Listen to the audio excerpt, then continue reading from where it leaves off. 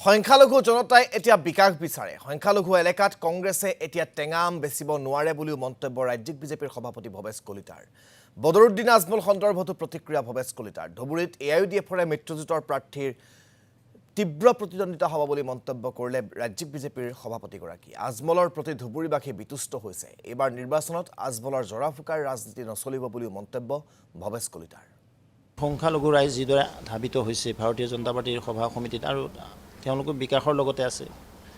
মোদী ডাঙৰীয়াই সবকা সাথ সবকা বিকাশ নীতিৰে দেশখনক আগবঢ়াই নিছে আৰু সেই নিমিত্তে মুখ্যমন্ত্ৰী ডাঙৰীয়াও সংখ্যালঘু ৰাইজৰ কাৰণে যথেষ্ট কাম কাজ কৰিছে আৰু সেইকাৰণে সংখ্যালঘু ৰাইজ ভাৰতীয় জনতা পাৰ্টি অৰ্থাৎ চৰকাৰখনৰ পিনে আকৰ্ষিত হৈছে লগতে তেখেতসকলো বিকাশৰ লগত থাকিব বিচাৰে কাৰণ ইমান দিন কংগ্ৰেছে তেওঁলোকক ঠগালে এবাৰ মিঠা আম বুলি ক'লে এবাৰ টেঙা আম বুলি ক'লে এবাৰ পকেৰি আম বুলি ক'লে